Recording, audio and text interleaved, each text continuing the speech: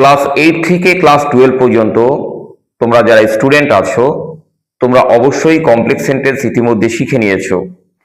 আর এই complex sentence শেখার প্রয়োজনে তোমরা অবশ্যই রিলেটিভ ক্লজ এই বিষয়টিও তোমরা শিখে নিয়েছো। তোমরা অবশ্যই জানো রিলেটিভ ক্লজ রিলেটিভ প্রোনাউন এবং রিলেটিভ অ্যাডভার্ব দিয়ে শুরু হয়।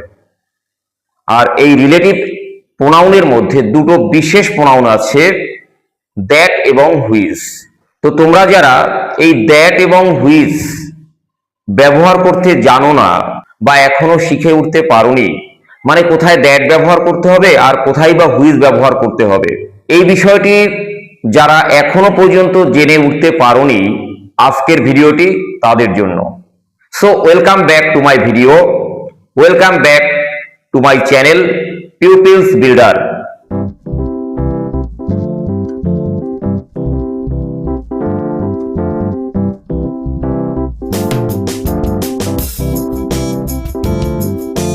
দেখো, এই বিষয়টি বোঝানোর জন্য আমি তোমাদের জন্য মাত্র দুটো এক্সাম্পল রেখেছি।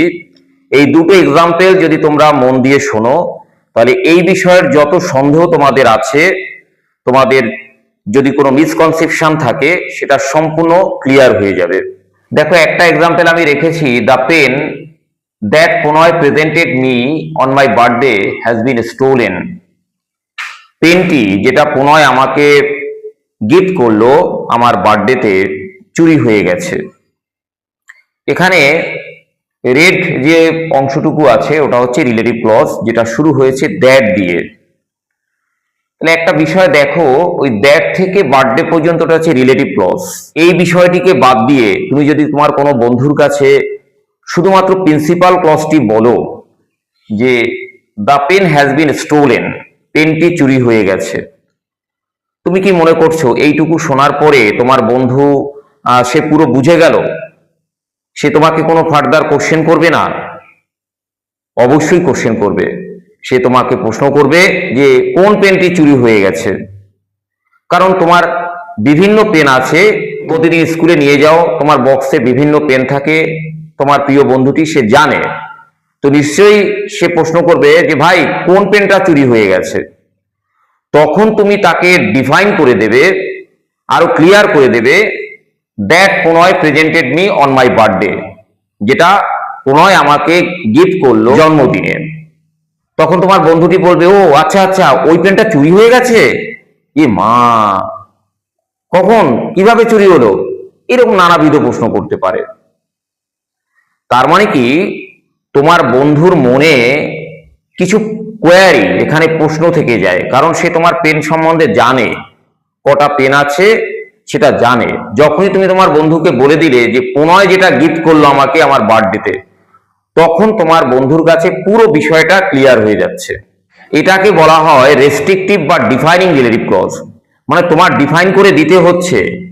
এই ডিফাইনিং রিলেটিভ ক্লজে যেটা দেয়া থাকে, মানে যে রিলেটিভ ক্লজটা থাকে, সেটাকে বলা হয় এসেনশিয়াল রিলেটিভ ক্লজ, মানে অত্যাবশ্যক। ওটা না বললে পরে তুমি যদি প্রিন্সিপাল ক্লজটা শুধুমাত্র বন্ধুর কাছে বা কারো কাছে বলো, তার মনের প্রশ্ন থেকেই যায়।